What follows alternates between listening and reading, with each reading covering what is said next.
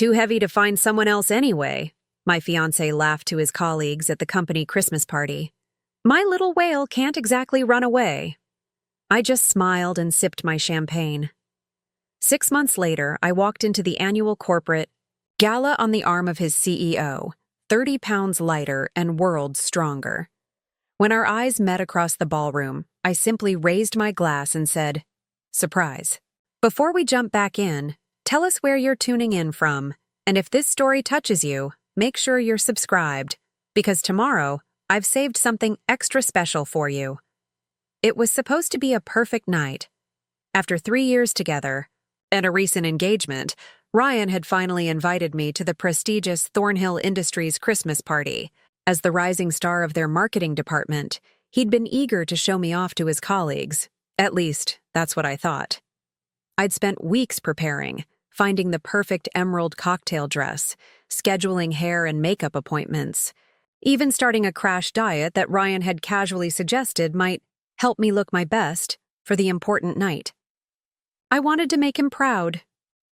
"You clean up nice, Olivia," Ryan said as we left our apartment, his eyes lingering on how the fabric hugged my curves in a way that felt more critical than appreciative. For the first hour, everything seemed perfect. Ryan introduced me to senior executives, laughed at all the right moments, and kept his hand at the small of my back. Each introduction felt like passing an inspection, but I smiled through the anxiety, determined to be the partner he needed for his rising career. It wasn't until his third scotch that everything changed. We were standing with a group of Ryans, co-workers, 4 men in expensive suits and their impeccably dressed wives. The conversation had turned to our upcoming wedding plans. "We're thinking about a beach wedding," I said, smiling as I squeezed Ryan's arm.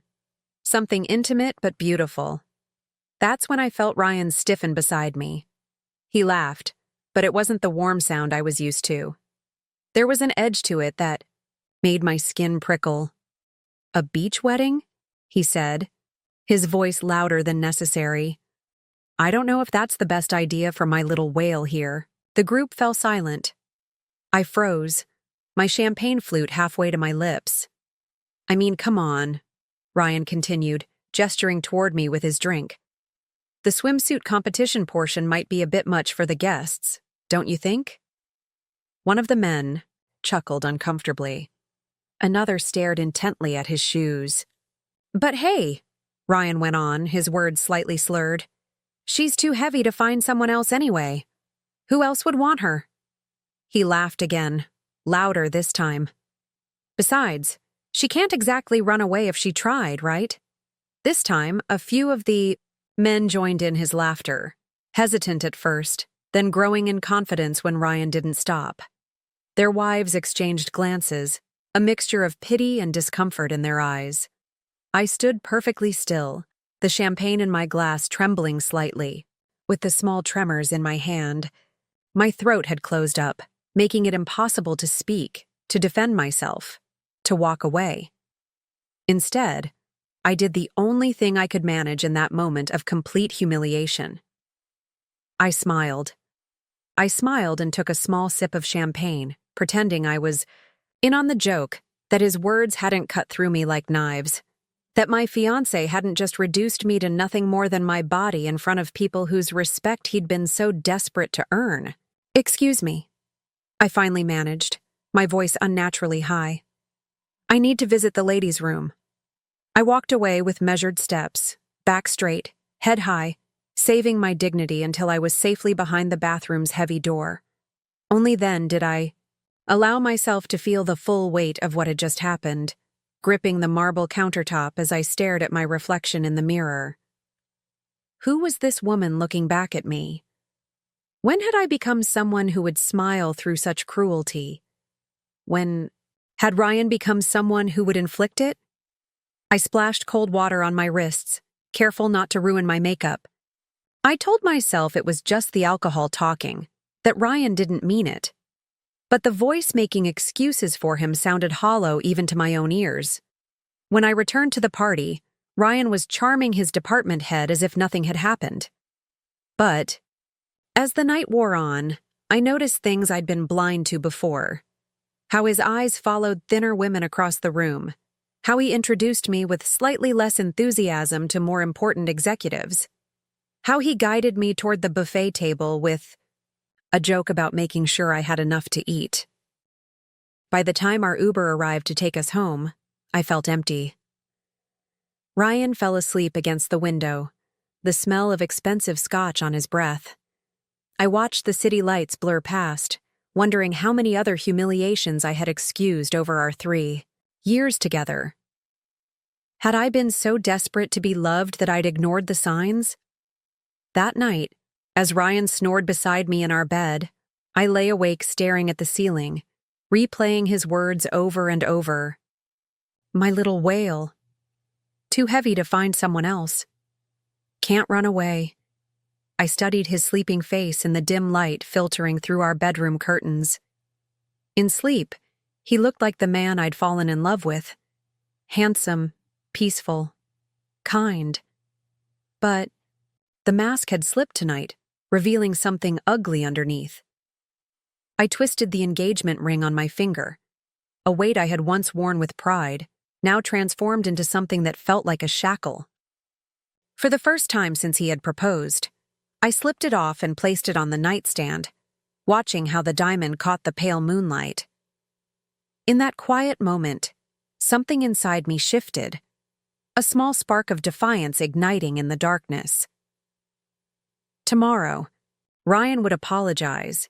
He would blame the alcohol, the pressure, the excitement of the evening.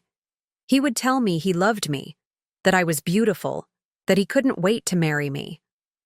And a part of me, the part that had spent years molding myself to fit his expectations, would want to believe him. But as I finally drifted toward sleep, one thought crystallized with perfect clarity. This would not be my life. The morning after, the Christmas party dawned gray and cold, a perfect match for the hollowness inside me. I woke before Ryan, my head pounding not from champagne but from the endless loop of his words that had chased me through fitful dreams. My little whale. Too heavy to find someone else. Can't run away. I slipped out of bed quietly, careful not to wake him. In the bathroom, I studied myself in the mirror. Really studied myself, in a way I hadn't allowed myself to do in years. I'd always avoided full-length mirrors, choosing instead to focus on my face, my hair, the parts of me I could control with makeup and styling. Now I forced myself to look at my whole body. I wasn't obese, not even close. I was curvy, yes, carrying extra weight around my hips and stomach, but I was far from the grotesque creature Ryan had made me out to be last night. When had I started seeing myself through his eyes? When had his subtle comments about my body become the lens through which I viewed myself? I stepped on the scale, hidden in the back of our closet, the one I normally avoided. The number that appeared wasn't shocking, but it was higher than it had been when Ryan and I first met. I'd gained weight gradually over our 3 years together, a fact he'd pointed out with increasing frequency in recent months. Just looking out for your health, he would say. Or, I want us both to look our best for the wedding. The engagement ring sat where I'd left it on the nightstand. I made no move to put it back on. In the kitchen, I made coffee and sat at our small dining table, watching the city wake up through the window of our 12th floor apartment. 3 years of my life invested in Ryan. 3 years of adjusting my dreams, my habits, my appearance to please him. 3 years of gradually shrinking myself, not my body but my spirit, to fit the space he'd allocated for me in his life. When had it started? The change had been so gradual I barely noticed it happening. In the beginning, Ryan had been charming, attentive, making me feel like the most beautiful woman in the world. But somewhere along the way, his compliments had evolved into backhanded comments, his attentiveness into control, his charm into a weapon he wielded with precision. Lost in thought, I didn't hear Ryan enter the kitchen until he wrapped his arms around me from behind, planting a kiss on the top of my head. "Morning, beautiful," he mumbled, his voice thick with sleep. "Coffee smells amazing." I tensed at his touch but said nothing as he poured himself a cup and sat across from me. He looked tired, his usually perfect hair disheveled, his eyes slightly bloodshot. For a moment, we just sat in silence, the weight of last night hanging between us. "About last night," he finally said, running a hand through his hair. "I had way too much to drink. Those guys from the office kept handing me scotch, and you know how work parties are, everyone trying to outdo each other." I stared at him, waiting. This was the apology part of the cycle, the part where he would minimize what had happened, shift blame elsewhere, then offer just enough remorse to make me forgive him. "I don't really remember everything I said," he continued, looking down at his coffee. "But Anderson mentioned I might have said some things that were inappropriate. If I did, I'm sorry. You know I didn't mean anything by it." "You called me your little whale," I said quietly, my voice steadier than I expected. "You told everyone I was too heavy to find someone else who would want me?" Ryan winced, having the decency to look embarrassed. "Liv, come on. It was just guy talk. Stupid jokes that didn't mean anything. You said I couldn't run away even if I tried." He reached across the table for my hand, but I pulled it away before he could touch me. "Baby?" It was the alcohol talking. "You know I think you're beautiful. I asked you to marry me, didn't I? Would I have done that if I didn't think you were perfect?" Perfect. The word hung in the air between us. Ryan had used that word often in the beginning. You're perfect. We're perfect together. But over time, perfect had transformed into, you'd be perfect if I lost 10 pounds, if I wore more flattering clothes, if I styled my hair differently, if I was more outgoing at his work functions, if I was less emotional when he criticized me. "Where's your ring?" he asked suddenly, noticing my bare finger. I met his gaze directly. "I took it off last night." Something flickered across his face. Concern, yes, but also irritation. "Don't be dramatic, Olivia. It was one stupid night, one stupid comment. Don't throw away everything we have over something so small." Small. There was that word again. Ryan had a talent for minimizing my feelings, for making me believe I was overreacting, being too sensitive, creating problems where none existed. It was a pattern I was only now beginning to recognize. "I need some time to think," I said, standing up from the table. Ryan's expression darkened. "Think about what? About us? There's nothing to think about, Liv. We're getting married in 6 months. The venue is booked. The deposits are paid. Your parents have already bought their flights." The practical details of our wedding had become his shield, his way of tying me to a future I was increasingly unsure about. How many times had he used those same arguments to end discussions about deeper issues in our relationship? "I just need space," I said, walking toward the bedroom. "Just give me today, okay?" I spent the rest of the morning in a daze, mechanically going through the motions of showering and dressing while my mind raced.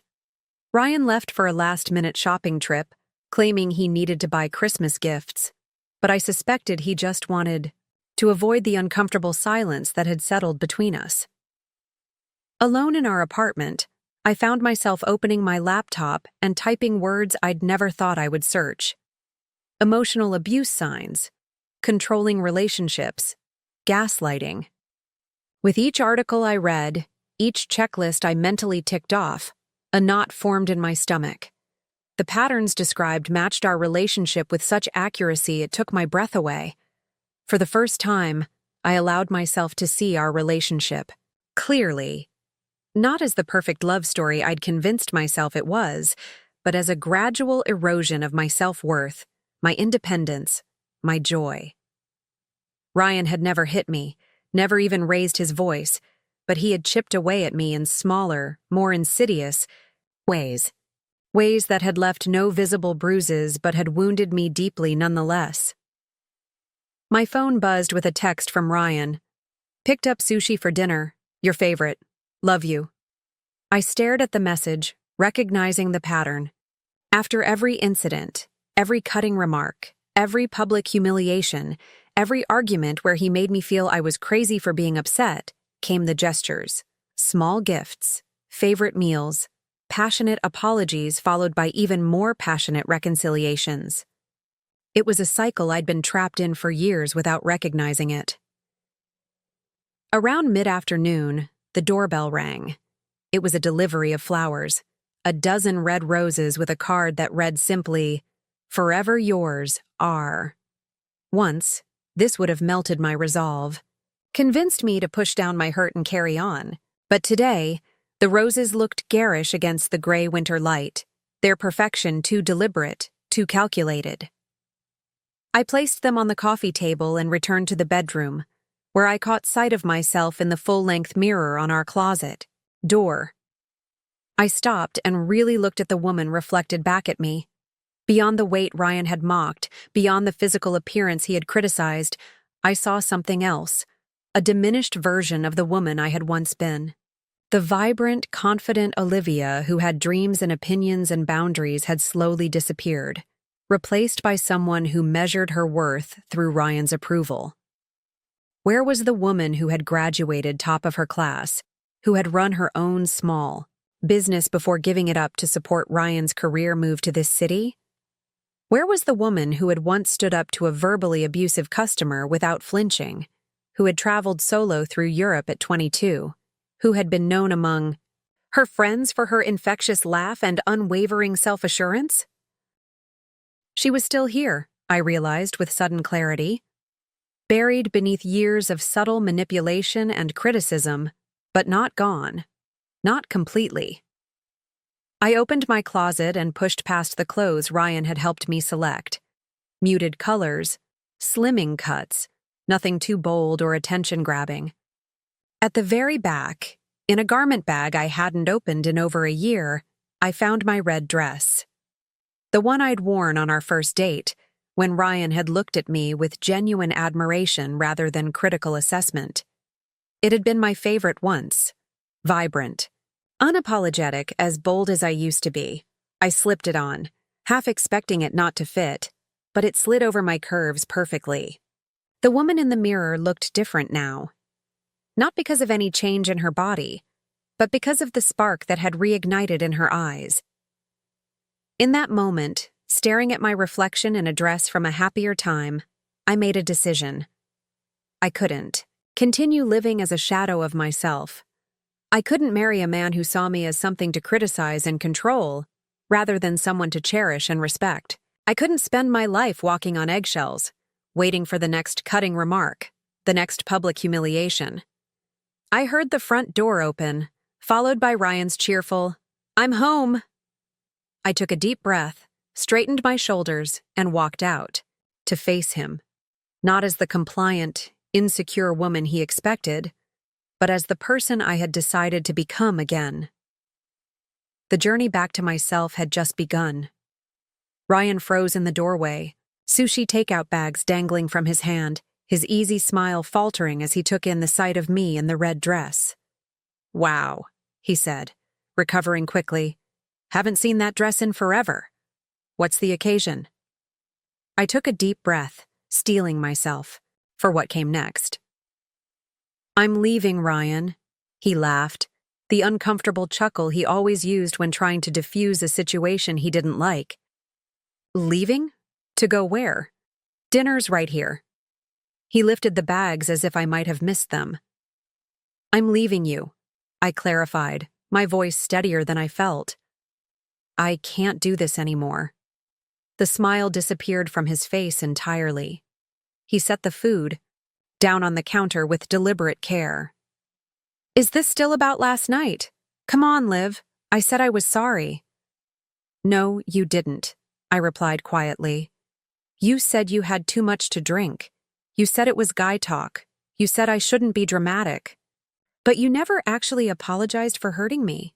He crossed the room, reaching for my hands, but I stepped back. "I'm sorry," he said quickly, his voice softening to the tender tone he reserved for making up after fights. truly sorry. I was an ass last night. It won't happen again. But it will, I said. Maybe not in the exact same way, but it will happen again. Because it's been happening for years, Ryan. The comments about my weight, the suggestions about my clothes, the way you make me feel like I'm never quite good enough. His expression hardened. That's not fair. I've always supported you. You've tolerated me, I corrected. As long as I stayed within the boundaries you set. As long as I didn't challenge you or embarrass you or take up too much space. This is ridiculous, he snapped, running a hand through his hair. You're talking like I'm some kind of monster. I've given you everything, Olivia. A beautiful home, financial security, a future most women would kill for. There it was, the subtle reminder of what I'd be giving up. The insinuation that I should be grateful for what he provided. The implication that I wouldn't find better elsewhere. I'm not doing this, I said, walking past him toward the guest room where I'd already packed a small overnight bag. I'm staying with Megan for a few days. I'll come back for the rest of my things later. Ryan followed me, his controlled facade crumbling. You can't just walk out. We need to talk about this like adults. You're being impulsive and emotional. Another familiar tactic, framing my decisions as irrational, positioning himself as the reasonable one, making me doubt my own judgment. My mind is made up, I said, picking up my bag. I'll be in touch about arrangements for the apartment. He blocked the doorway, not touching me, but making it clear I'd have to physically move him to leave. Liv, please. Whatever you think is wrong, we can fix it. Couples counseling, maybe. Or, he hesitated, then played what he clearly thought was his trump card. Or, I can help you find a good personal trainer, a nutritionist, whatever you need to feel better about yourself. I stared at him, a wave of clarity washing over me. Even now, he couldn't see that his solution was part of the problem, that he was consistently making my body the issue rather than his behavior. Move, Ryan, I said firmly. Something in my tone must have registered because he stepped aside, watching in disbelief as I walked toward the front door. You'll be back, he called after me, his voice a strange mix of anger and desperation. Where are you going to go? What are you going to do? Your life is here with me. I paused at the door, not turning around. No, it isn't. Not anymore. The elevator ride down to the lobby felt like descending into a new world. My hands trembled as I texted Megan that I was on my way. My throat tightened with the threat of tears. But underneath the fear and grief was something else, a current of exhilaration, of possibility. For the first time in years, I had chosen myself. The week at Megan's apartment was a blur of emotions. I cycled through doubt, grief, anger, and relief sometimes within the span of a single hour. Ryan called constantly at first, then switched to texts that ranged from pleading to passive-aggressive. I responded only to practical matters about the apartment and our shared finances. I'm proud of you, Megan said on my third night there, as we sat on her couch sharing a bottle of wine. I've been worried about you for a long time. I looked up, surprised. You have? She nodded, hesitating before continuing. You've changed? Since being with Ryan. Gotten quieter. More careful. Less you. Why didn't you say anything? I asked, though I already knew the answer. I tried, in the beginning. Remember that brunch last year when I mentioned how he always seemed to be critiquing you? You got so defensive. Said I just didn't understand your relationship. After that, I figured you needed to see it for yourself. I remembered that brunch, and how I'd avoided Megan for weeks afterward, convinced she was being unfair to Ryan. How expertly he had isolated me, turning me against the very people who might have helped me see the truth sooner. I need to make changes, I said, setting down my wine glass. Real changes. Like what? Megan asked. For starters, I need my own place, something I can afford on my salary. I had continued working part-time at a local boutique after moving to the city with Ryan, but it was barely enough for personal expenses, let alone rent in this neighborhood. And I need a real job, I continued. Something that uses my marketing degree, something with growth potential. Megan smiled. Now that sounds like the Olivia I remember. The next morning, I woke with a sense of purpose I hadn't felt in years. I opened my laptop and updated my long-neglected resume, highlighting the small business I'd run before moving for Ryan's job, a successful social media marketing service for local businesses in my hometown. I spent the entire day applying for jobs, casting a wide net across marketing positions in the city. Most would probably ignore me. My recent work history was sparse, my skills potentially outdated, but I had to start somewhere. By the end of the week, I'd viewed 3 studio apartments in less desirable neighborhoods than Ryan's and signed a 6-month lease on the least depressing one. It was small, with dated appliances and a view of the building next door, but it was mine, a space where I could rebuild without Ryan's influence or presence. Moving day was harder than I'd anticipated. Ryan insisted on being present as I packed up my belongings, watching with a mixture of resentment and disbelief as I methodically sorted through our shared life, separating my things from his. "This place is going to feel so empty without you," he said as I packed the last of my books. It was the closest he'd come to vulnerability since the night I'd left. For a moment, I felt a pang of doubt. The apartment we'd shared was beautiful, comfortable, safe. The life we'd built together had its good moments among the bad. Was I making a mistake? Then he added, "You're really choosing some crappy studio over all this? Over me? You'll regret it when you're alone with no one to take care of you." And just like that, the doubt evaporated. Even now, he couldn't help but remind me of what he believed I couldn't do on my own. "I can take care of myself," I said, taping up the final box. "I did it before you, and I'll do it after." My new apartment was depressingly empty at first. Just a mattress on the floor, a folding table with 2 chairs, and boxes stacked against the walls. But as I unpacked over the next few days, arranging my books on newly purchased shelves, hanging curtains I'd chosen myself, setting up a small desk, by the window it began to feel like mine, a blank canvas on which to recreate myself. 2 weeks after moving in, I received an email that changed everything. An interview request from Meridian Marketing Group, a mid-sized agency with a growing client list. The position was entry-level, a step down from where I should have been at this point in my career, but it was an opportunity, a foot in the door. I spent hours preparing for the interview, researching the company, practicing answers to potential questions, selecting an outfit that projected confidence without trying too hard. The morning of the interview, I stood in front of my bathroom mirror, applying makeup with hands that shook slightly from nerves. The face looking back at me was changing, not physically, but in subtle shifts of expression. The permanently anxious furrow between my brows had relaxed. The tight smile I'd perfected to hide discomfort had been replaced by something more genuine, if tentative. I looked hopeful. The Meridian offices were housed in a renovated warehouse, all exposed brick and gleaming hardwood floors. I sat in the reception area, trying to project a calm I didn't feel, as employees in stylish but casual attire moved purposefully around me. "Olivia Chen?" A woman appeared in front of me, hand extended. "I'm Kate Lawson, creative director. Thanks for coming in." Kate was perhaps 40, with a sleek gray bob and intense blue eyes that missed nothing.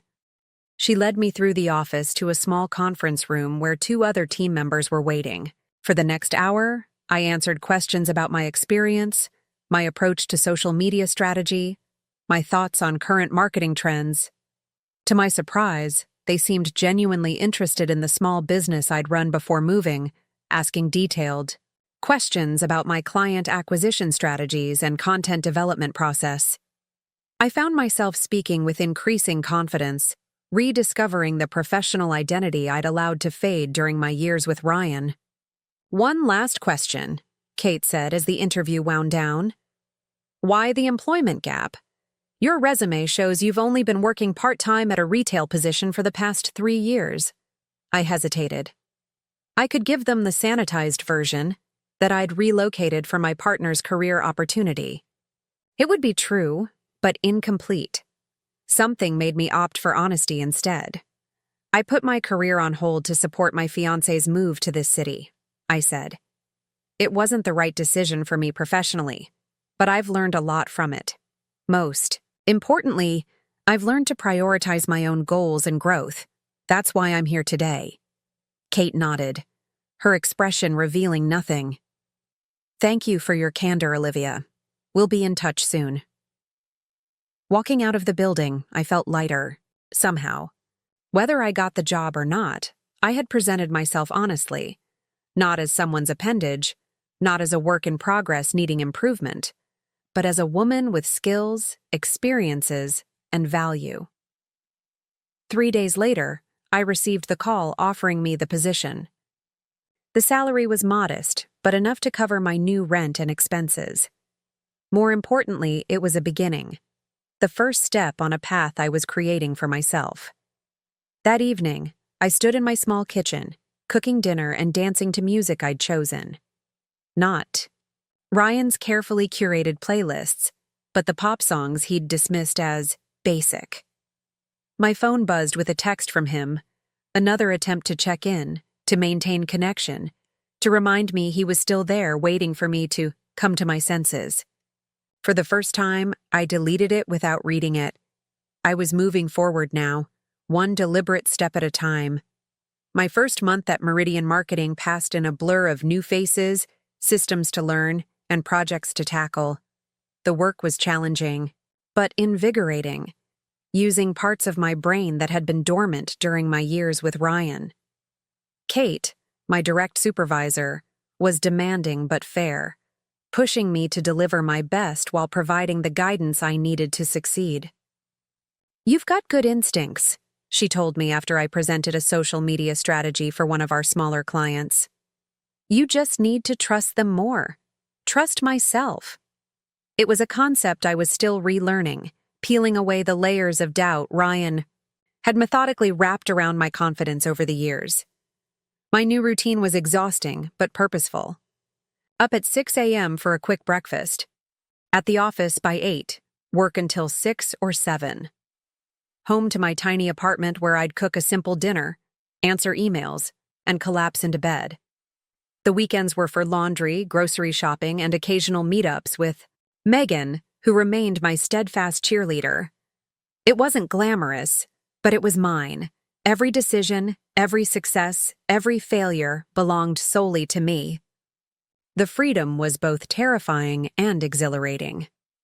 1 month into my new job, I found myself staying late to finish a presentation. The office was quiet, most employees having left hours earlier.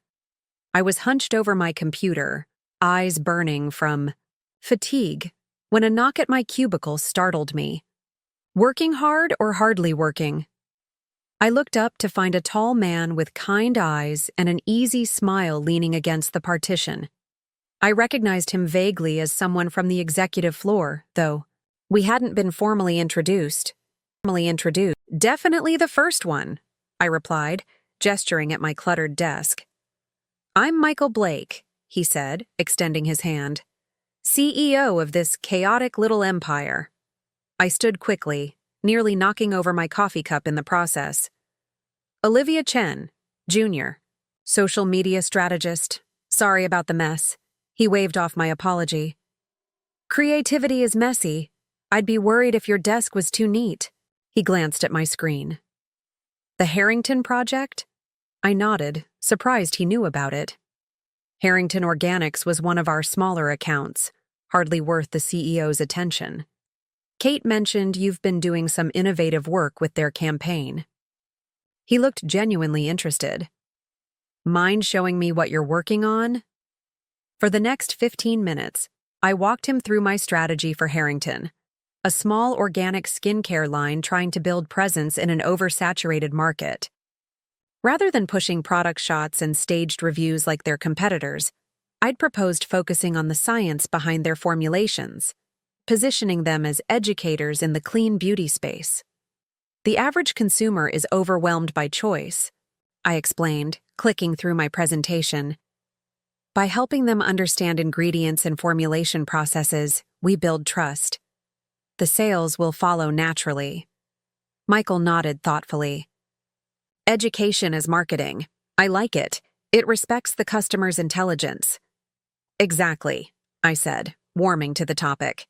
Too many brands treat their customers like they're stupid, especially in women-focused industries like beauty. It's patronizing and ultimately ineffective. I stopped suddenly, realizing I might be overstepping. Sorry, I get a bit passionate about this stuff. No need to apologize for passion, Michael said with a smile. It's our most valuable resource around here. He checked his watch. It's nearly 9. Have you had dinner? I blinked, thrown by the sudden shift in conversation. No, but I'm fine. I just want to finish this section before heading home. The presentation looks great already, he said, and the cafeteria downstairs is still open. They do a decent pasta. I was about to grab something myself if you'd like to join me. I hesitated, years of Ryan's warnings about workplace optics and professional boundaries echoing in my mind. But Michael's invitation seemed genuinely collegial, not flirtatious or inappropriate. Sure, I heard myself say. That would be nice. The company cafeteria was nearly empty at that hour. We filled our trays and found a table by the window overlooking the city lights. The conversation flowed easily, starting with work but gradually expanding to books, travel, and favorite podcasts. Michael was surprisingly down-to-earth for a CEO, with a self-deprecating humor that put me at ease. So, what brought you to Meridian? He asked as we were finishing our meals. Kate mentioned you ran your own consultancy before joining us. I considered giving my standard answer, the sanitized version I'd crafted for networking events and casual conversations. Instead, I found myself telling him the truth. I put my career on hold for a relationship, I said. It wasn't a healthy one, as it turns out. Coming to Meridian is part of my recalibration, I guess you could call it. Michael nodded, not pushing for details, but not shying away from my honesty either. Recalibration, he repeated thoughtfully. I like that term. Better than fresh start or new beginning. It acknowledges that you're adjusting something that already exists rather than trying to create something from nothing. Exactly, I said, surprised and pleased by his understanding. I'm not becoming someone new. I'm finding my way back to who I was before, just wiser, hopefully. When we parted ways in the lobby, Michael shook my hand. Thanks for the conversation. Olivia, looking forward to seeing where you take the Harrington campaign. It wasn't until I was on the subway home that I realized I'd just had dinner with the CEO of my company and hadn't once worried about my weight, my clothes, or how I was being perceived. The freedom of that realization was intoxicating. The following week, I made another significant change. After finishing a presentation that garnered praise from both the client and Kate, I decided to reward myself by joining a local gym. Not because Ryan had made me feel inadequate, not because society expected it, but because I wanted to reclaim my relationship with my body on my own terms. The gym I chose wasn't fancy.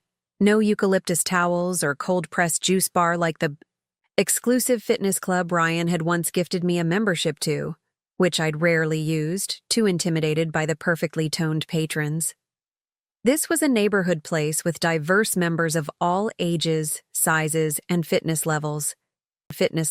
During my orientation, I met Tasha, a powerlifting coach with an infectious energy and matter-of-fact approach. "What are your goals?" she asked as she showed me around the equipment. I started to give my automatic response. Lose weight, tone, up, all the things Ryan had convinced me I needed. but stopped myself. I want to feel strong, I said instead. Physically and mentally. I want to discover what my body can do, not just what it looks like. Tasha's face lit up. Now that's a goal I can work with. Too many people come in here focused only on the mirror or the scale. They're missing the whole point of having a body. It's for doing things, experiencing things, not just being looked at. We set up a schedule, 3 training sessions per week to start.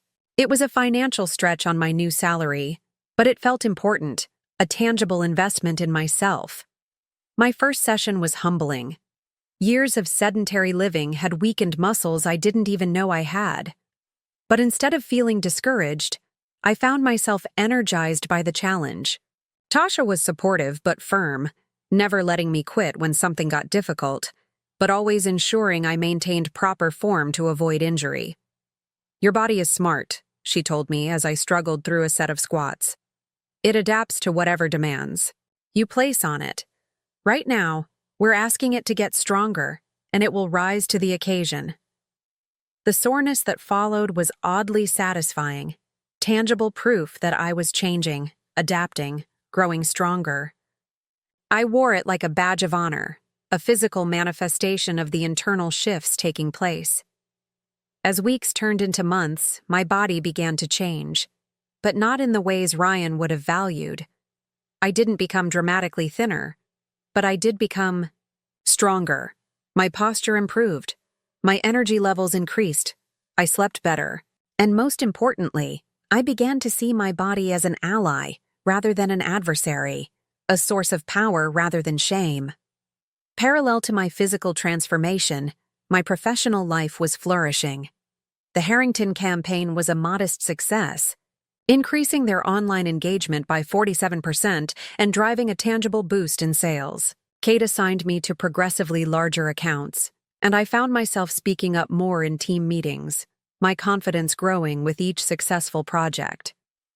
Michael and I continued our occasional cafeteria dinners when we both worked late, conversations that remained professional but friendly. I learned he had founded Meridian 10 years earlier after leaving a larger agency where his more human-centered approach to marketing had been dismissed as too soft. Now that same approach was Meridian's greatest selling point to clients tired of aggressive, metric-obsessed campaigns that alienated consumers. "The best marketing doesn't feel like marketing at all," he told me once.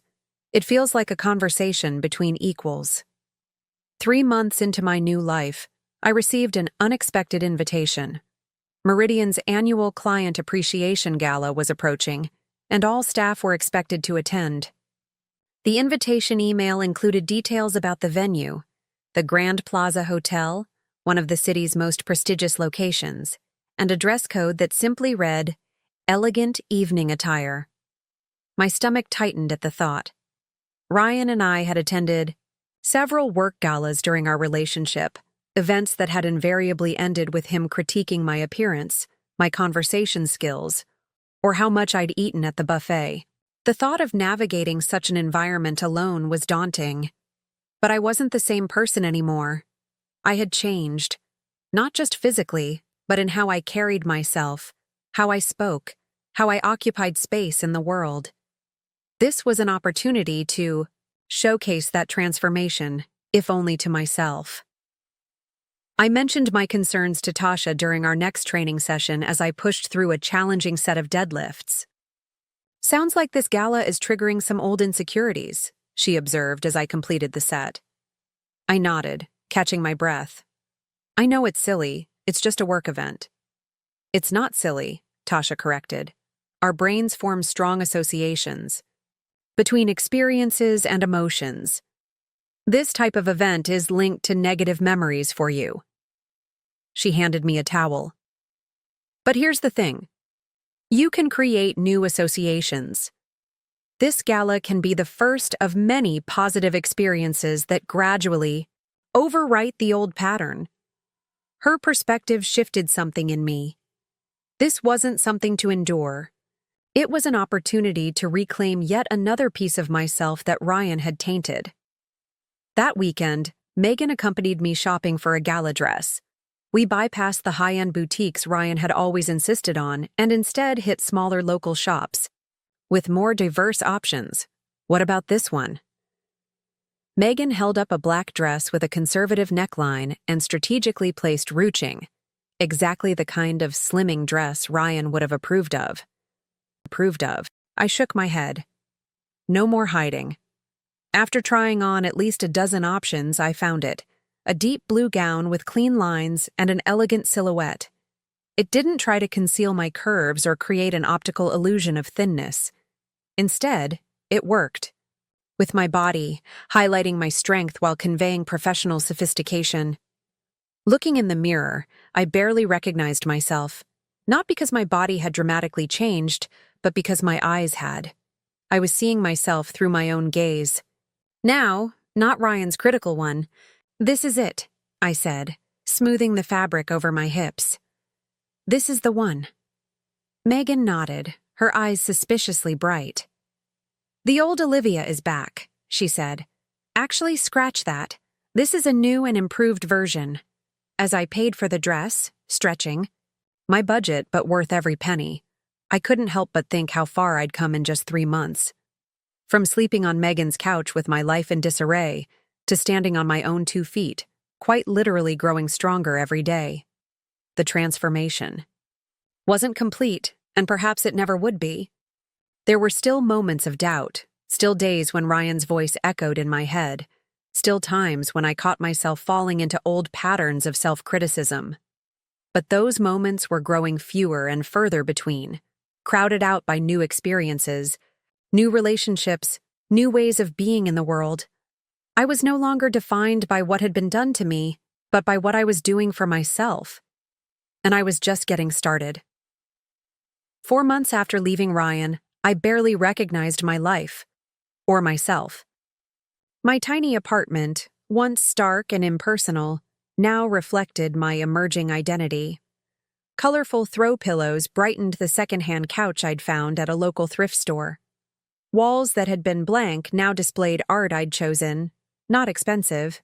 Pieces meant to impress visitors, but images that spoke to me. A small herb garden flourished on my windowsill, the basil and mint plants stubbornly thriving despite limited sunlight. Each addition represented a choice made entirely for myself. There was freedom in these small decisions, a quiet rebellion against years of deferring to Ryan's preferences, his vision of how our space should look. At work, I continued to grow beyond my initial role. What had started as a junior position was expanding as I consistently exceeded expectations. Kate had taken me under her wing, mentoring me through increasingly complex projects and including me in strategy meetings I wouldn't normally attend. At my level. "You have good instincts," she told me after I'd helped salvage a presentation for a difficult client. "And you're not afraid to speak up when something isn't working. That's rare in someone so early in their career." I didn't tell her that my newfound voice was hard-won, cultivated in the aftermath of a relationship that had systematically silenced me. Instead, I simply thanked her and asked for more responsibility. My relationship with Michael remained professional but warm. Our occasional late-night dinners in the cafeteria continued, conversations ranging from marketing strategy to books we'd both read.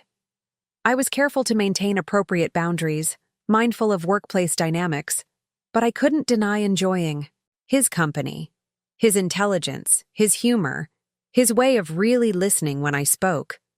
"We're pitching to Thornhill Industries next week," he mentioned during one of our impromptu dinners.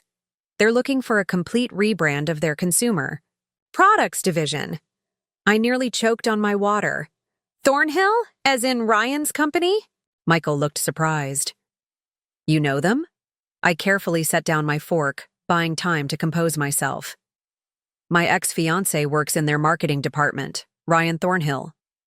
Understanding dawned on Michael's face. "The relationship you mentioned, that was with Ryan Thornhill? Theodore Thornhill's son?" I nodded, a knot forming in my stomach. Theodore Thornhill was the founder and CEO of Thornhill Industries, a family business that had grown into a corporate empire. Ryan had always traded on his family name, though his actual position was mid-level at best. his father's attempt to make him earn his eventual inheritance. "Small world," Michael said, studying me carefully. "Will that be a problem?" "If we land this account, there might be some interaction." The question hung in the air between us. 4 months ago, even the thought of being in the same room as Ryan would have sent me into a panic. Now the prospect still made me uneasy, but not terrified. I had changed. My life had changed. The power he once held over me had diminished. "It won't be a problem for me," I said finally. "But I should warn you, Ryan can be difficult, especially with people he perceives as beneath him." Michael's expression was unreadable. "Noted. I appreciate the heads up." He paused, then added, "For what it's worth, if he's the one who let you go, he's not nearly as smart as his family reputation suggests." The compliment caught me off guard, warming me in a way I hadn't expected. "Actually, I left him," I found myself saying, after he mocked my weight in front of his colleagues at their Christmas party. I hadn't meant to share that detail. It still felt raw, exposing, but something about Michael's steady gaze made it feel safe to speak the truth. His expression darkened. "That sounds like someone whose business we might not want after all." "No," I said quickly. "Don't make decisions." Based on my personal history, Thornhill would be a huge client for Meridian, and Ryan is just one person in a large company. Michael studied me for a moment. "You're being remarkably professional about this." I shrugged. "I'm learning to separate my past from my present. Ryan is part of my past." As I said the words, I realized they were true. Ryan's hold on me was loosening. Not gone completely, but weakening with each day I built my new life. The next day, an email circulated announcing Meridian had advanced to the final round of pitches for the Thornhill account. The presentation was scheduled for 3 weeks away, with the company's senior leadership, including Theodore Thornhill, in attendance. The email didn't mention whether Ryan would be present, but I had to assume he would be. The thought sent a flutter of anxiety through me, but it was manageable. A ripple rather than the tidal wave it would have been months ago. That evening at the gym, I channeled my nervous energy into my workout, pushing harder than usual under Tasha's watchful eye. "Something on your mind?" she asked as I finished a particularly intense set of kettlebell swings. I wiped sweat from my forehead, considering how much to share. Tasha had become more than just my trainer. She was a confidant, someone who understood the connection between physical and emotional strength. "My ex's company might become a client at work," I said finally. "I might have to see him again." Tasha nodded thoughtfully. "And how do you feel about that?"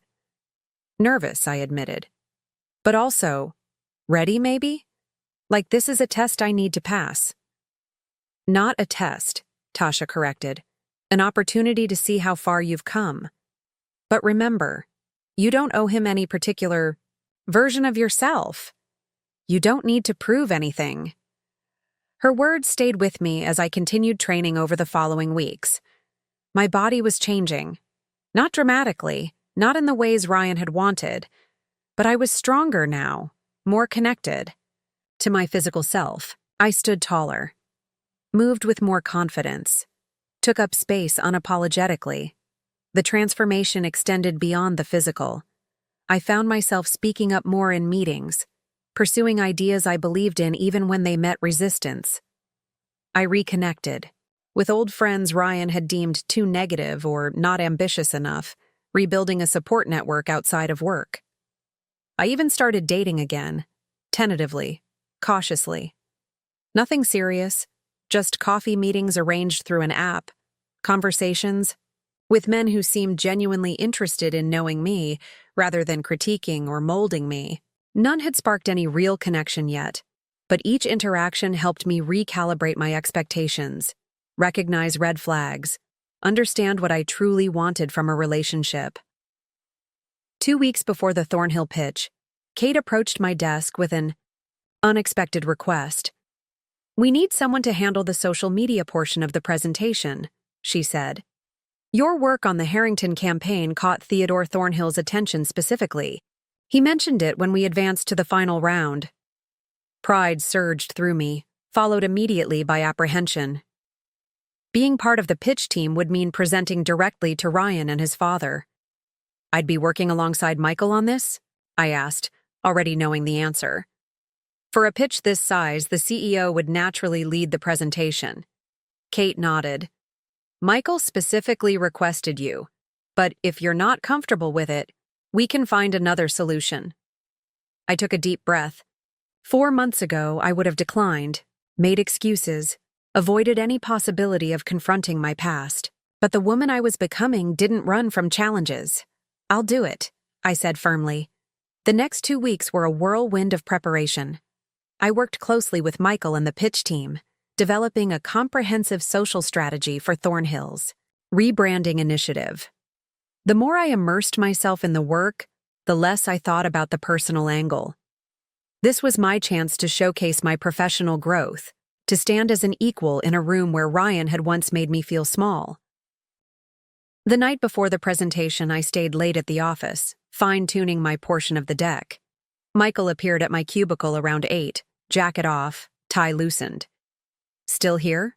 He asked, though it was clearly rhetorical. Have you eaten? I shook my head, suddenly aware of the hunger I'd been ignoring for hours. Come on, he said. Let's grab something. You need fuel for tomorrow.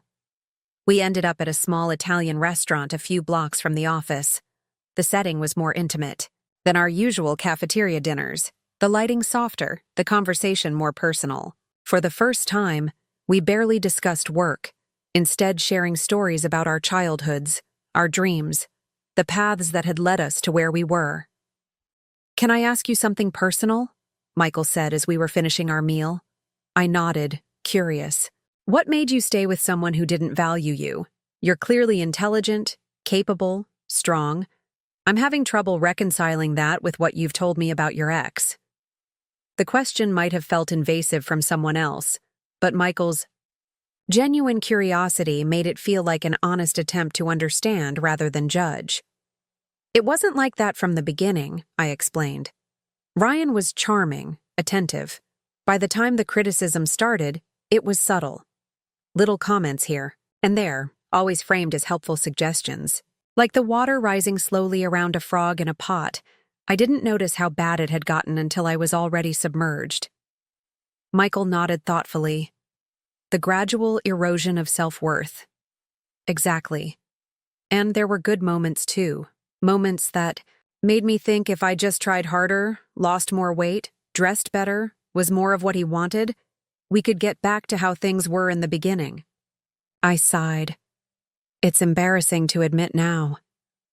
Don't be embarrassed, Michael said firmly.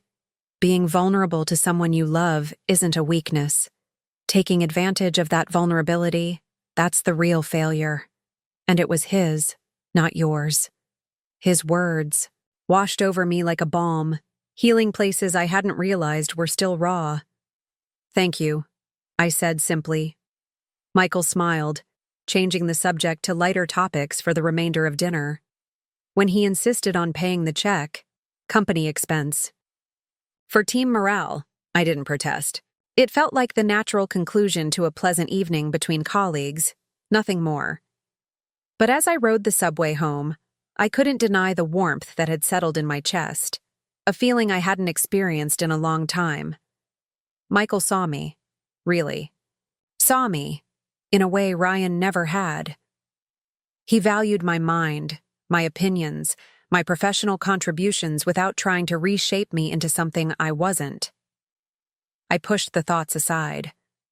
Tomorrow was about proving myself professionally, not exploring complicated feelings for my boss. I needed to focus on the presentation, on facing Ryan with dignity and confidence, on showing how far I'd come since walking away from his cruelty. As I prepared for bed, I laid out my outfit for the next day, a tailored navy pantsuit that conveyed authority without trying to hide my body, paired with heels that made me stand 2 inches taller. Not a disguise or armor, but an expression of the professional I had become. In the morning, I stood before my mirror, putting the finishing touches on my makeup. The woman who looked back at me wasn't perfect. She still carried the physical attributes Ryan had mocked, still bore the emotional scars of his criticism, but she was whole in a way she hadn't been before. Strong, present, herself. "You've got this," I told my reflection, and for the first time in years, I completely believed it. The Meridian team gathered in the conference room for a final review before heading to Thornhill headquarters. Michael ran through the presentation, making last-minute adjustments. When he reached my section, he met my eyes. "Ready?" he asked quietly. I nodded, a calm certainty settling over me. "Ready." As we prepared to leave, Kate pulled me aside. "Just so you know, we've received confirmation of who'll be attending from Thornhill's side. Theodore Thornhill, 2 VPs, their head of product development, and Ryan." I finished for her. She nodded. "Will that be a problem?" I smiled, surprising myself with how genuine it felt. "Not for me." We arrived at Thornhill Industries' gleaming downtown headquarters 15 minutes early. The receptionist directed us to a large conference room on the executive floor where water, coffee, and pastries had been arranged on a side table. My heart raced as we set up our presentation materials, but my hands remained steady. This wasn't about Ryan anymore. This was about my work, my growth, my future. The door opened, and Theodore Thornhill entered, followed by his executive team. Ryan was the last to enter, his expression freezing when he saw me standing confidently beside Michael at the head of the table. Our eyes met across the room, and in that moment, everything changed. Recognition, shock, and something like alarm flashed across Ryan's face before he managed to compose himself. I held his gaze steadily, refusing to be the first to look away. A small, petty part of me enjoyed his discomfort, but mostly I was surprised by how little his presence affected me. The knot I'd expected in my stomach, the racing heart, the shame I'd been bracing for, none of it materialized with the intensity I'd feared. Instead, I felt a calm certainty. I belonged in this room every bit as much as he did. Theodore Thornhill, a taller, silver-haired version of Ryan with sharper eyes and a more commanding presence, stepped forward to greet Michael. "Blake," he said, extending his hand. "Glad you could make it. I've been looking forward to hearing what Meridian can bring to the table." "Theodore," Michael replied with easy confidence. "Thank you for the opportunity. We've put together something special for Thornhill Industries." As Michael introduced our team, I felt Ryan's eyes on me, assessing, calculating. When my turn came, I stepped forward with a professional smile. "Olivia Chen, social media strategy," I said, my voice clear and steady. "I look forward to sharing our vision for Thornhill's digital presence." Theodore's handshake was firm, his gaze evaluative but not unkind. "Ah, Ms. Chen. Your work on the Harrington campaign caught my attention. Clever approach to a saturated market." Pride washed through me at his recognition. "Thank you, Mr. Thornhill. I appreciate that." Ryan stepped forward, his face a careful mask of neutrality. "Olivia," he said with a nod, not offering his hand. "Didn't expect to see you here." "Life is full of surprises," I replied pleasantly, as if we were distant acquaintances, rather than former fiancés. The tension in the room was palpable, questions hovering unasked. Michael smoothly redirected everyone's attention to the agenda, guiding us to our seats around the conference table. I took my place beside Kate, opening my tablet to review my notes one last time. The presentation began with Michael's overview of Meridian's approach, followed by our creative director's visual concepts for the rebrand. I was scheduled to present fourth after our market analysis. As my colleagues moved efficiently through their sections, I remained focused, contributing to the discussion where appropriate, avoiding unnecessary glances toward Ryan. When my turn came, I moved to the front of the room with a confidence that wasn't entirely feigned. This was my territory now, an area where I had proven my expertise. The nervousness I felt was the normal kind before any important presentation, not the paralyzing fear Ryan had once inspired. Thornhill Industries has a unique opportunity to redefine its relationship with consumers through strategic digital engagement. I began, clicking to my first slide. Currently, your social presence is primarily product-focused, with minimal community building or educational content. For the next 15 minutes, I outlined our proposed strategy, a multi-platform approach that positioned Thornhill as an industry thought leader while creating meaningful connections with consumers. I highlighted specific tactics, potential content pillars, and measurable outcomes, my voice growing stronger with each point I made. Throughout my presentation, I maintained eye contact with everyone at the table, including Ryan. His expression remained unreadable, though I caught a flicker of something, surprise perhaps, when I confidently fielded a particularly challenging question from one of the VPs. When I finished, returning to my seat, Michael gave me a subtle nod of approval. The rest of the presentation flowed smoothly, concluding with Michael's summary of our proposed timeline and budget. "Thank you for a comprehensive presentation," Theodore said when we finished. "You've given us a lot to consider. We'll be making our decision by the end of next week." As we gathered our materials, Ryan approached me, keeping his voice low. "You look different." It wasn't what I'd expected him to say. Not an apology, not a reconciliation attempt, not even a snide remark. Just an observation that acknowledged the change in me without necessarily approving or disapproving of it. "I am different," I replied simply. He glanced toward Michael, who was engaged in conversation with Theodore across the room. "So, you've moved on quickly." The implication was clear and entirely predictable. Ryan assuming my professional growth must be tied to a man, unable to conceive that I might have advanced through my own merit. "I've moved forward," I corrected. "There's a difference." Before he could respond, Michael joined us. "Olivia, we should head out soon. We have that strategy session at 11. Ryan took a step back, assessing Michael with new interest. "Blake," he acknowledged with a nod that stopped just short of respectful. "Thornhill," Michael replied with professional courtesy, though something in his tone suggested he knew exactly who Ryan was and what he had done. "Your father runs an impressive operation." The emphasis on "your father" was subtle, but unmistakable. Ryan's position at Thornhill had always been secured by nepotism rather than merit, a fact he carefully obscured in most professional settings. Ryan's jaw tightened.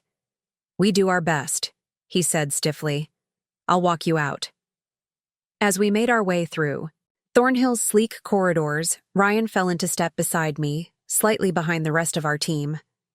"You never returned my calls," he said, his voice low enough that only I could hear. "There was nothing left to say," I replied. "I disagree."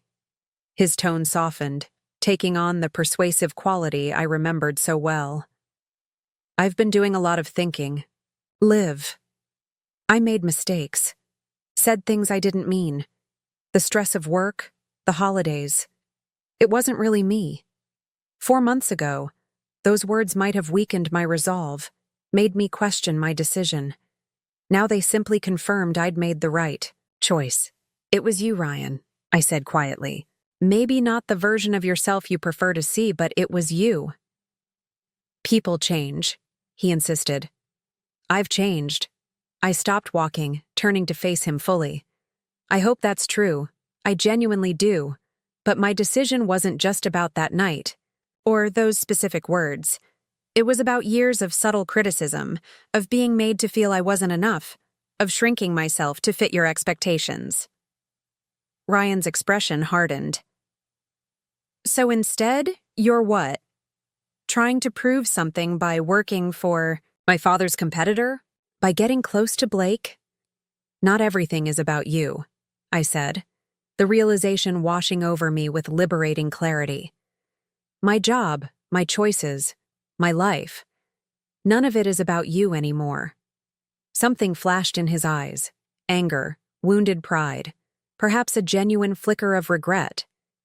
But before he could respond, we reached the lobby where the rest of the Meridian team was waiting.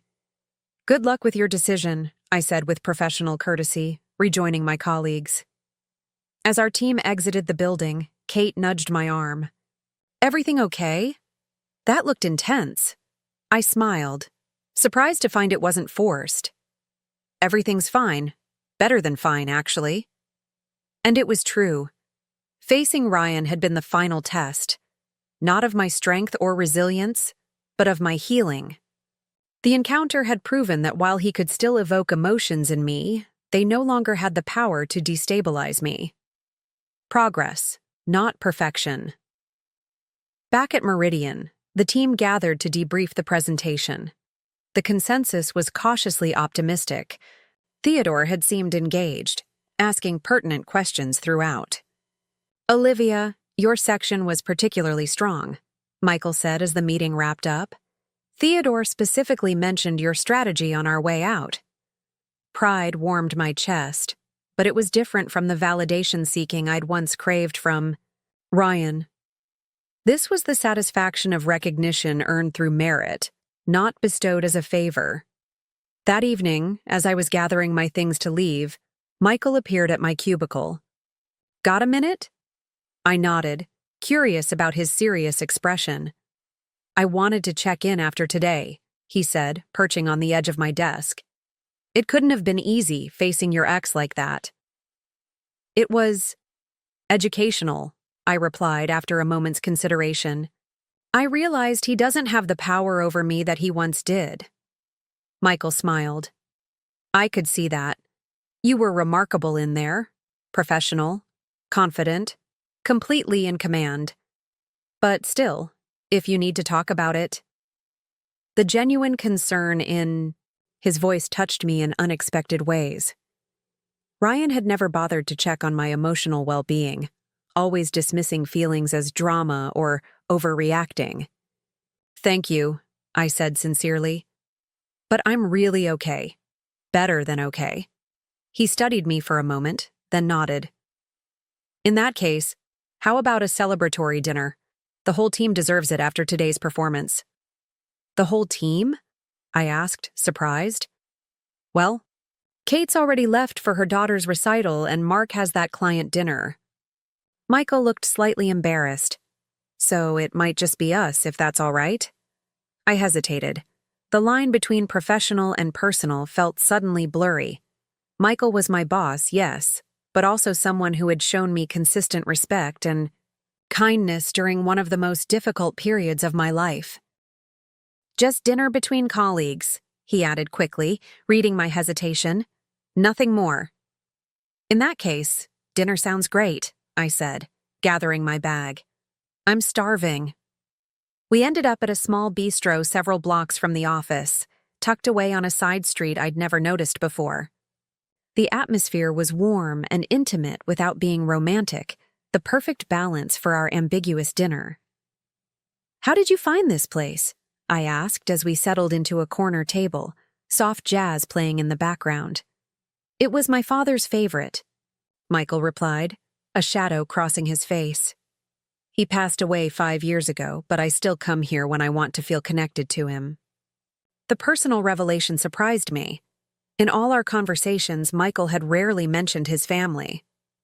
"I'm sorry about your father," I said. "Were you close?"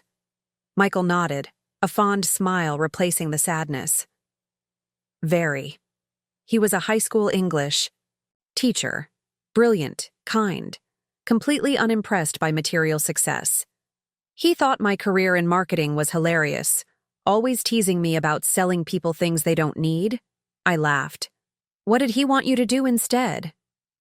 "Write novels, teach literature, change the world through words," Michael said, his expression wistful. "But he supported me anyway. That was his gift. He could disagree with your choices while still making you feel completely backed in making them." The description struck me. So different from my own experience with Ryan, who had claimed to support me while constantly undermining my confidence. "He sounds wonderful," I said sincerely. "He was." Michael's eyes met mine. "He would have liked you. Your integrity, your resilience." The compliment warmed me in a way I wasn't prepared for. "You can't know that," I protested lightly. "You barely know me." "I know enough," Michael replied, his gaze steady. "I know you left a situation that was diminishing you, even though staying would have been easier. I know you rebuilt your career from scratch rather than compromising your worth. I know you faced your ex today with more grace than he deserved. Put that way, I sounded braver than I felt. I was terrified, I admitted. Before the presentation, I was sure everyone would see right through me, that I'd fall apart as soon as I saw Ryan. But you didn't, Michael pointed out. Fear isn't the absence of courage, Olivia. It's the preamble. The conversation flowed easily after that, moving from personal histories to favorite books, travel disasters, and best concerts. Michael was a surprisingly good listener, asking thoughtful questions and remembering details I'd mentioned in passing weeks earlier. By the time we finished dinner, something had shifted between us. Not dramatically, not in a way that demanded immediate acknowledgement, but subtly. A deepening of connection, a glimpse of possibility. Outside the restaurant, as we waited for our respective ride shares, an awkward silence fell, the kind that occurs when something important hovers unspoken. "Thank you for dinner," I said finally. "It was exactly what I needed after today." Michael nodded, his expression contemplative. "Olivia, I want to be clear about something. I value you as a colleague, and I hope as a friend. Whatever else might be developing here," he gestured between us, acknowledging the chemistry neither of us had mentioned. "It doesn't need to be rushed or defined right now." The honesty was refreshing after years of Ryan's manipulation and game playing. "I appreciate that," I said. "I'm still figuring out who I am without Ryan's voice in my head. I need to finish that process before I can be fully present in anything else." "I understand," Michael said, his smile gentle. "Take all the time you need. I'm not going anywhere." My ride share arrived, ending the moment with perfect timing. As I slid into the back seat, I felt lighter somehow, as if another piece of my old self had fallen away, making room for something new to grow. The following morning, an email from Theodore Thornhill appeared in my inbox. Not the standard company-wide announcement I'd expected, but a personal note requesting a private meeting that afternoon. Confusion and anxiety twisted in my stomach as I forwarded it to Michael with a question mark. His response came minutes later.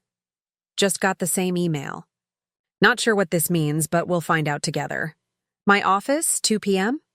I spent the morning distracted, vacillating between hope that Theodore had been impressed by my presentation and fear that Ryan had somehow sabotaged our chances. By the time I entered Michael's office, my nerves were stretched taut. "Any idea what this is about?" I asked as we waited for Theodore's video call. Michael shook his head. "Could be anything. Theodore's known for unorthodox approaches to business decisions." Before I could respond, the video call connected, revealing Theodore Thornhill seated in his office, his expression unreadable. "Blake," he acknowledged with a nod, then turned his attention to me. "Ms. Chen, thank you both for making time for this conversation." "Of course," Michael replied smoothly. "We're eager to hear your thoughts on our proposal." Theodore steepled his fingers, studying us through the screen. "I'll be direct. Your presentation was impressive, easily the strongest of the 3 agencies. We're considering. Under normal circumstances, Meridian would be our choice." My heart sank at the "but" I could hear coming. "However," Theodore continued, confirming my fears, "I've recently become aware of a personal history between Ms. Chen and my son." I froze, my worst fears realized. Ryan had interfered after all, using our past relationship to undermine the pitch. "With all due respect, Mr. Thornhill," Michael said, his voice firm but professional. "Ms. Chen's personal life has no bearing on Meridian's capabilities or our commitment to delivering exceptional work for Thornhill Industries." Theodore held up a hand. "I agree completely, Mr. Blake, which is why I wanted to speak with you directly before making our decision." I blinked, surprised by the response. "Ms. Chen," Theodore said, turning his attention to me, "my son has shared his version of events regarding your relationship and its end. I'd like to hear yours." The request stunned me into momentary silence. Of all the directions I'd imagined, this conversation taking, this hadn't even made the list. "Sir," I began carefully, "I'm not sure that's appropriate in a professional context." Theodore's expression softened slightly. "Under normal circumstances, I would agree. But these aren't normal circumstances. My company's rebrand is a significant investment, and I need to ensure there are no complications." I glanced at Michael, who gave me a subtle nod of support, leaving the decision entirely in my hands. Taking a deep breath, I made my choice. The Thornhill Charity Gala invitation arrived in an elegant cream envelope, Theodore Thornhill's personal request that I attend as part of Meridian's team. This wasn't just any event. It was the social highlight of Ryan's year, the gathering he'd once told me I needed to slim down for to avoid embarrassing him. Now I would attend on Michael's arm, not as anyone's accessory but as a valued professional. The night of the gala arrived with perfect synchronicity, exactly 6 months since that fateful Christmas party where Ryan had shattered my self-worth with casual cruelty. 6 months of transformation, not just of my body through Tasha's training, but of my mind, my career, my entire sense of self. I stood before the mirror in my hotel room, hardly recognizing the woman who looked back at me. The blue gown I'd chosen hugged my curves without apology, elegant and confident like the woman wearing it. I hadn't lost all the weight Ryan had mocked, nor had I tried to, but I carried myself with a strength that made such concerns seem trivial. A knock at the door announced Michael's arrival. When I opened it, his expression of genuine appreciation was worth more than all of Ryan's backhanded compliments combined. "You look stunning," he said simply. "So do you," I replied, taking in his perfectly tailored tuxedo. "Ready to make our grand entrance?" Michael offered his arm with a smile. "More than ready." The Grand Plaza Hotel ballroom was transformed for the occasion, crystal chandeliers casting a warm glow over elegantly dressed guests mingling around tables adorned with elaborate floral arrangements. As we entered, I felt a momentary flutter of anxiety, but it dissipated quickly. I belonged here as much as anyone, not because of who I was with, but because of who I had become. Theodore Thornhill spotted us immediately, making his way through the crowd to greet us. "Ms. Chen, Mr. Blake," he said warmly. "So glad you could join us. There are several board members eager to meet the team behind our new marketing direction." For the next hour, Michael and I circulated through the room, engaging in conversations about Thornhill's future, our vision for the rebrand, and the strategic opportunities ahead. I spoke confidently, my ideas received with interest and respect by people who saw me as a professional first, not as Ryan's +1 or a body to be judged. I was deep in conversation with the head of product development when I felt it, the weight of a familiar gaze. Turning slightly, I caught sight of Ryan across the room, his expression a complex mixture of shock, confusion, and something that might have been regret. He looked much the same, handsome in the conventional way that had once seemed so important, his tuxedo impeccable, his posture projecting the confidence of someone who believed the world revolved around him. But something had changed in how I saw him. The mystique was gone, the power he'd once held over me vanished. "Excuse me for a moment," I said to my conversation partner, making my decision in an instant. This confrontation was inevitable, Better to face it on my terms. I made my way across the room, stopping at the bar for a glass of champagne before approaching Ryan. He watched my approach with wary anticipation, straightening his already perfect tie. "Hello, Ryan," I said calmly, no hint of the turmoil that had characterized our last encounter. "Olivia," he replied, his gaze traveling from my face down the length of my gown and back up again. "You look different." "I am different," I answered, echoing our exchange from the meeting, but this time with a smile that reached my eyes. "I heard about the account," he said, his tone carefully neutral. "Congratulations. Dad seems impressed with your strategy." "Thank you." I took a sip of champagne, letting the moment breathe. "I heard you're moving to the West Coast office. Congratulations to you, too." Something flashed in his eyes. Bitterness. Perhaps, or wounded pride. "Not entirely by choice," he admitted. "Dad's idea of professional development." I nodded, unsurprised. Theodore Thornhill struck me as a man who valued integrity as much as success, qualities he seemed determined to instill in his son one way or another. "You're here with Blake," Ryan observed, glancing across the room to where Michael stood chatting with Theodore. "Is that serious?" The question carried layers of implication, revealing how little Ryan had changed.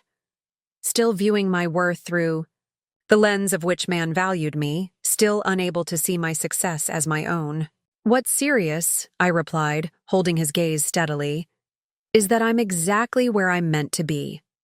I'm valued for my mind, my work, my character, not judged by my weight or how well I fit someone else's expectations." Ryan had the grace to look, momentarily abashed. "Liv, about what happened at Christmas." I held up a hand, stopping him. "I didn't come over here for an apology, Ryan. I came to thank you." Confusion crossed his face. "Thank me?" "Yes," I said, my voice clear and certain. "That night was painful but necessary. It showed me exactly who you were and made me realize I deserved better.